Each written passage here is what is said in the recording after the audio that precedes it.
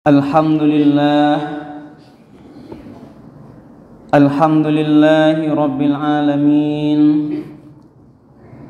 Alladzi anzala as-sakinata fi qulubil mu'minin. Ashhadu an la ilaha illallah wahdahu la syarikalah wa ashhadu anna Muhammadan abduhu wa rasuluh sallallahu alaihi wasallam la nabiyya ba'dah.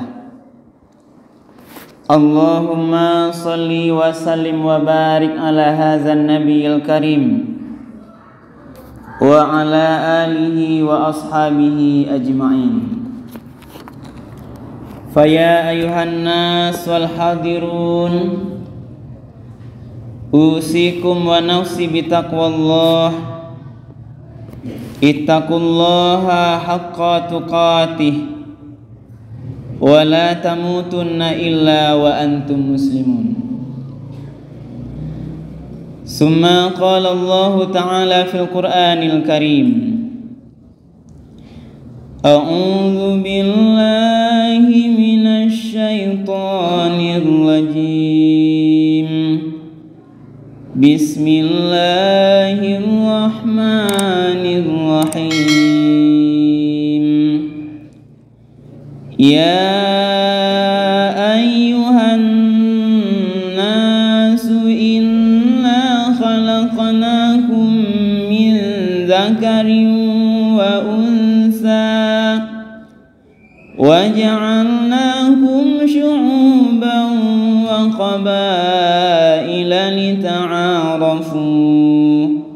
Inna akramakum 'indallahi atqakum. Innallaha 'alimun khabir. Shadaqallahul 'azim. Bapak-bapak, saudara-saudara hadirin kaum muslimin, sidang jemaah salat fardu Jumat yang dimuliakan oleh Allah. Marilah kita sama-sama sejenak mengawali khutbah ini, kajian Jumat kita ini, dengan sama-sama menyampaikan kalimat puji dan syukur. Alhamdulillahi Rabbil Alamin. Segala puji bagi Allah Tuhan semesta alam, yang mana di Jumat yang penuh berkah kali ini kita bersama-sama masih diberikan nikmat kesehatan, diberikan nikmat kesempatan, juga nikmat kemudahan-kemudahan, sehingga kita masih bisa melangkahkan kaki, mengayunkan tangan kita beribadah salat fardu Jumat di masjid yang sama-sama kita cintai ini. Kemudian salat dan salam kita doakan kepada Allah Subhanahu wa taala, semoga disampaikan kepada junjungan Nabi besar kita, yakni Nabi Muhammad sallallahu alaihi wasallam. Allahumma shalli ala sayidina Muhammad wa ala ali sayidina Muhammad. Rasulullah telah membawa umat manusia ini dari sebuah zaman yang dikenal dengan zaman jahiliyah kepada zaman yang mengenal Islam dengan dua dasar pedoman hidup, yakni Al-Quran dan Sunnahnya. Rasul bersabda, sekiranya lah kita manusia ini umat Muhammad selalu berpegang teguh menjadikan Al-Quran dan Sunnahnya sebagai pedoman hidupnya dalam menjalani kehidupan dunia yang sesaat ini, dunia yang sementara ini, insya Allah dia akan selamat, baik di dunia yang sesaat ini, apalagi nanti di kehidupan akhirat yang kekal abadi. Karena itu hadirin kaum muslimin, mari kita jadikan selalu dari semua waktu yang kita lalui, dari segala aktivitas yang kita jalankan, dari kita tidur, kemudian terbangun, aktivitas, tidur lagi 24 jam sehari semalam, jangan sampai lepas Al-Quran itu dan Sunnah Rasulullah menjadi pegang hidup kita, hadirin kaum muslimin. Para jemaah Jumat yang dimuliakan oleh Allah, pada khutbah kita kali ini khatib menjadikan dasar khutbah kita adalah Al-Quran yang cukup masyhur sering kita dengar, yaitu Al-Quran surat Al-Hujurat, surat yang ke-49, khusus ayat yang ke-13. Ayat ini hadirin kaum muslimin itu sering kita dengar bagian tengahnya gitu. Itu bagian ayat inna akramakum indallahi atqakum. Sesungguhnya manusia yang paling mulia di sisi Allah adalah orang-orang yang paling bertakwa di antara kita. Ini bagian yang sering kita dengar. Padahal semestinya kita harus coba melihat bagian ayat dan akhir ayat secara utuh hadirin kaum muslimin. Di dalam Al-Quran surat Al-Hujurat ayat ke-13 ini sepertinya sangat cocok kita bahas sekarang, karena hari ini adalah tanggal 4 Februari. Itu secara internasional hadirin kaum muslimin diperingati tahun kelima Hari Internasional Persaudaraan Manusia yang dicanangkan oleh PBB. Tepat dulu pada tanggal 4 Februari 2019, International Day of Human Fraternity. Ini ada dulu momentum bagaimana ditandatangani piagam persaudaraan manusia oleh Grand Sheikh Al-Azhar Ahmad Al-Thayyib dan pemimpin pendeta gereja Katolik Paus Fransiskus di Abu Dhabi, Uni Emirat Arab. Maka momen ini kita ambilkan hikmah yang sangat sesuai dengan Al-Quran di dalam surah Al-Hujurat ayat yang ke-13 ini hadirin kaum muslimin. Mari kami ulang kembali ayat ini. A'udzubillahi minasyaitonir rajim. Bismillahirrahmanirrahim. Ya ayuhan nas, wahai seluruh manusia, inna khalaqnakum min dzakarin wa untha, bahwa sesungguhnya kami telah menciptakan engkau dari seorang laki-laki dan seorang perempuan. Berarti hadirin kaum muslimin, kita semuanya sama nasabnya. Tidak hanya kita di negeri kita ini, negara kita ini, seluruh dunia, Allah tekankan, wahai manusia, kami telah ciptakan engkau dari seorang bibit nenek moyang yang sama, itulah Nabi Adam dan Hawa itu. Jadi sama awal, jadi sama kita, sama nasabnya kepada sebuah ujung, kepada dasar yang sama, manusia yang satu. Itulah Adam alaihissalam bersama istrinya Siti Hawa.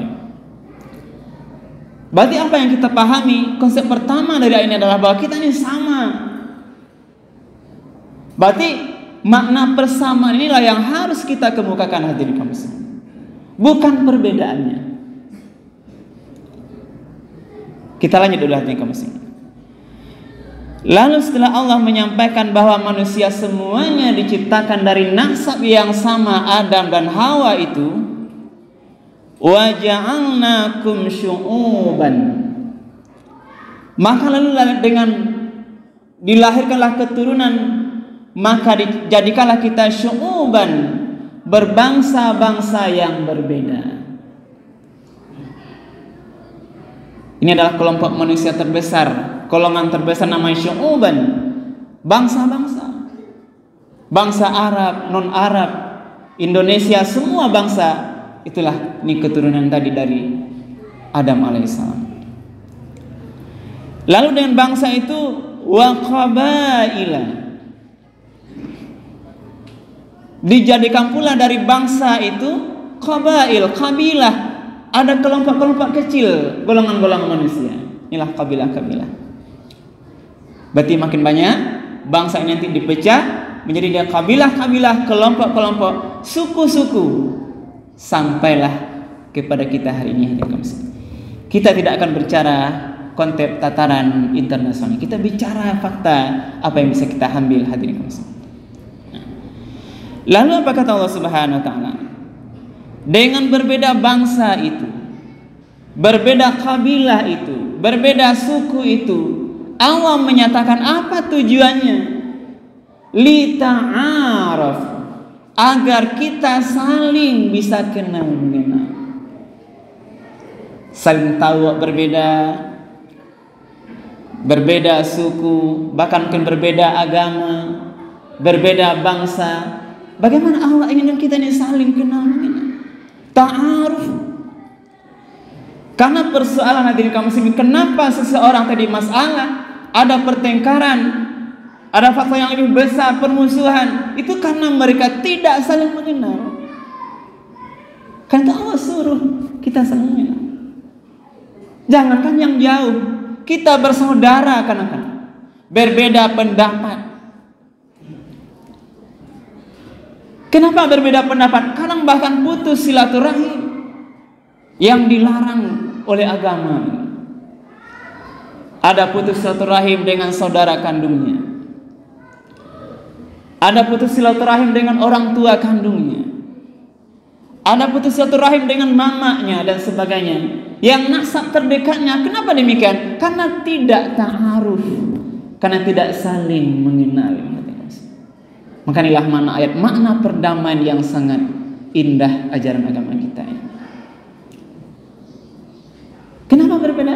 Carilah, kenalilah kenapa barangkali. Maka jangan sampai perbedaan pendapat, termasuk mungkin perbedaan rezeki yang Allah berikan, perbedaan pangkat jabatan yang kita terima, perbedaan semua ini dalam tatanan ayat makna ini adalah itu untuk mengikat silaturahim. Mari kita saling kenal mengenal. Kalau saling kenal mengenal hadirin kaum muslimin, maka timbullah nanti namanya mahabbah, karena sudah kenal. Kalaulah kenal, akan timbul rasa empati, rasa simpati, rasa kasih, rasa sayang. Disinilah namanya mana luas, apalagi kita sama muslim, rasa persaudaraan, ukhuwah Islamiyah. Inilah makna pertama dalam ayat ini hadirin kaum muslimin. Allah menyampaikan pada kita perbedaan yang ada ini, perbedaan suku bangsa, perbedaan apa saja, status sosial apa saja yang berbeda itu, mari untuk saling kenal mengenal. Mari untuk memperdalam rasa kasih sayang, rasa cinta mencintai, sebagaimana juga diajarkan dalam agama kita. Mari kita cintai saudara kita hadirin kaum muslimin. La yu'minu ahadukum hatta yuhibba li akhihi ma yuhibbu li nafsihi. Belumlah kita beriman, salah seorang di antara kita, sampai kita mencintai saudara kita sebagaimana kita mencintai diri kita sendiri. Lalu barulah bagian tengah ini yang sering kita dengar. Inna akramakum indallahi atqakum. Sesungguhnya manusia yang paling mulia di sisi Allah adalah yang paling bertakwa di antara kita. Memahami bagian ayat ini perlu kita rujuk apa asbabun nuzul ayat ini hadirin kaum muslimin. Ulama tafsir menafsirkan di antara satu sebab turunnya ayat ini peristiwa Bilal bin Rabah. Ketika terjadi Fatu Mekah, penaklukan kota Mekah, lalu Bilal naik ke atas Ka'bah mengumandangkan azan, hayya 'alas shalah, hayya 'alal falah.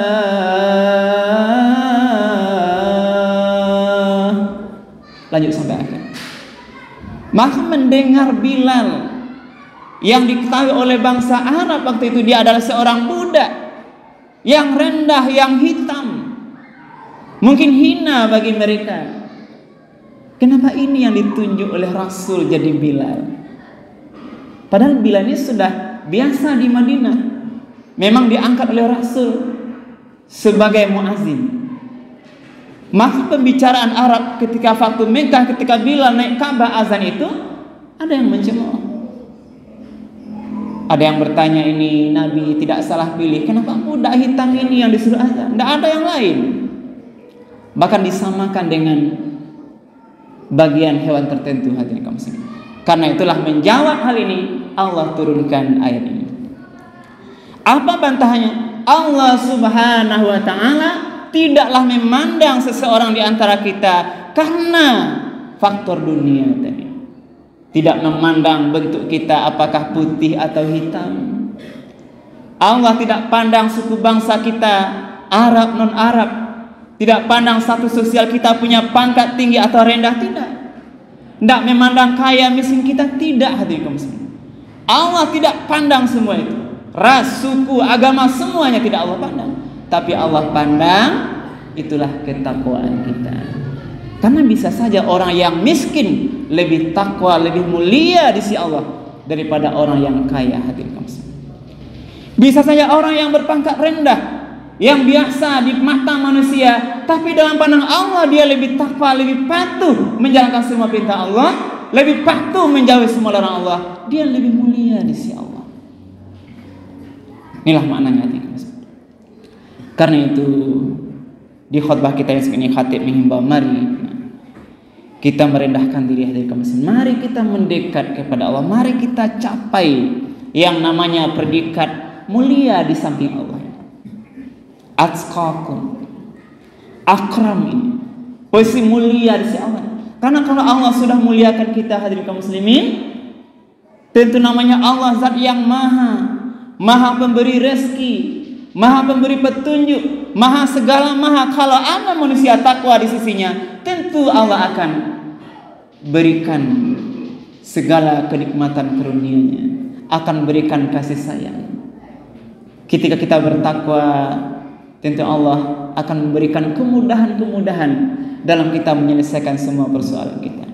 Karena kita ini kadang banyak persoalan, kadang sakit kepala, pusing, banyak masalah. Di rumah masalah, di kantor masalah, jauh anak-anak masalah,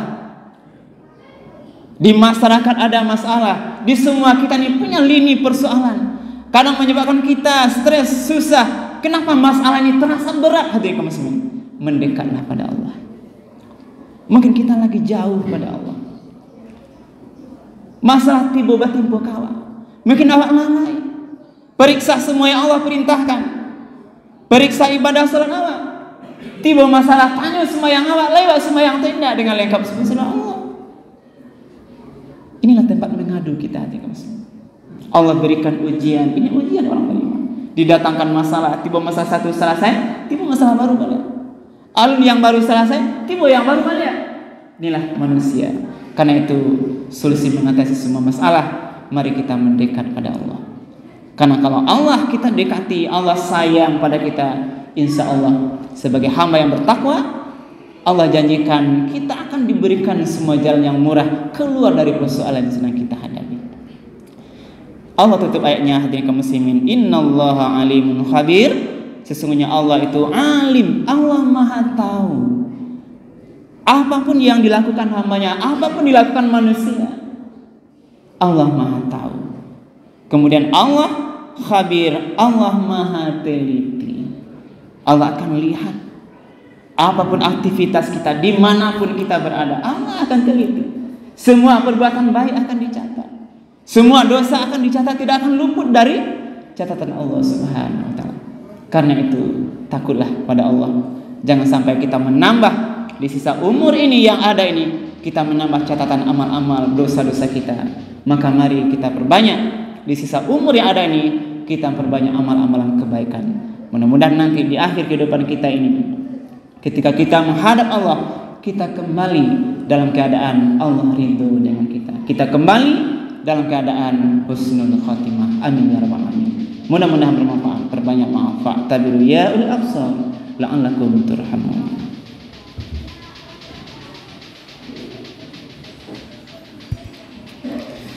Alhamdulillah, alhamdulillahirabbil alamin, allazi hadana li hadza wa ma kunna linahtadiya laula an Allah. Asyhadu an la ilaha illallah wahdahu la syarikalah wa asyhadu anna Muhammadan abduhu wa rasuluh sallallahu alaihi wasallam la nabiyya ba'da. Allahumma salli wa sallim wa barik ala hadzal nabiyil karim wa ala alihi wa ashabihi ajmain. Fa ya ayuhan nas wal hadirun usikum wa nafsi bittaqullah ittaqullaha haqqa tuqatih wa la tamutunna illa wa antum muslimun. Faqala Allah ta'ala fil Qur'anil Karim a'udzu billahi minasyaitonir rajim bismillahirrahmanirrahim wal 'asr innal insana lafi khusr illa alladzina amanu wa 'amilus solihat wa tawasaw bil haqq wa tawasaw bis sabr. Demi waktu yang terus berjalan dan berputar, waktu tidak akan kembali lagi, hadirin kaum muslimin. Sesungguhnya manusia-manusia itu benar-benar berada dalam kerugian, kecuali yang tidak merugi orang-orang yang beriman, tentu meningkatkan imannya terus kepada Allah, kemudian memperbanyak amal soleh. Kemudian yang tidak rugi orang-orang yang selalu ingat mengingatkan dalam kebenaran dan ingat mengingatkan dalam kesabaran. Innallaha wa malaikatahu yusholluna 'alan nabi ya ayyuhallazina amanu shallu 'alaihi wa sallimu taslima. Allahumma shalli 'ala Muhammad wa 'ala ali Muhammad kama shallaita 'ala Ibrahim wa 'ala ali Ibrahim wa barik 'ala Muhammad wa 'ala ali Muhammad kama barakta 'ala Ibrahim wa 'ala ali Ibrahim fil 'alamin innaka Hamidum Majid. Allahumma fil mu'minina wal mu'minat wal muslimina wal muslimat al ahya'i minhum wal amwat. Allahumma fir lana dzunubana wa liwalidayna warhamhuma kama rabbawna shighara. Allahumma arinal haqqa haqqan warzuqna ittiba'ah wa arinal batila batilan warzuqna ijtinabah. Rabbana hab lana min azwajina wa dzurriyyatina qurrata a'yun waj'alna lil muttaqina imama. Rabbana atina fid dunya hasanah wa fil akhirati hasanah wa qina azabannar. Ibadallah, innallaha ya'muru bil ihsan wa ita'i dzil qurba wa yanha 'anil fahsya'i wal munkari wal baghi wa la dzikrullahi akbar.